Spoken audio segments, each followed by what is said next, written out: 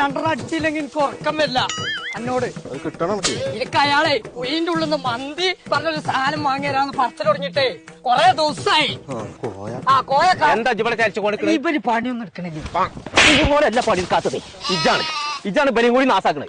നീച്ചാവുന്നു ആ കോഴി എടുത്തോള് പോന്ന ബലിയും കൂടി സ്വീപ്പാക്കാണ്. എനിക്ക് പെരിയിലുണ്ടായിരുന്നു പണി. എനിക്ക് എന്തെങ്കിലും ഒരു ദിവസം മന്തി വാങ്ങിയ ഇയാൾ പോയോക്കാ ഇന്നലത്തെ അവിടെ കിടക്കണം. വീട്ടിൽ പോന്നെ അവിടെ നിക്കേ. ഇജേ ഇത് കോണി എടുക്കണ്ട, കോണി അടുത്തോളാം. ആണോ? ആ കടിക്കാം. അത് നല്ല കനുണ്ടത്. ആ കാര്യം ഉണ്ടായിക്കോട്ടെ. അന്നേറ്റ് സംഗതി നടക്കൂല. സുണക അനക്കിപ്പോ എന്താ വേണ്ടത്? കുഴിമന്തി അല്ലേ? കുഴിമന്തി അല്ലേ? ഇപ്പൊ പോയോ സുണക?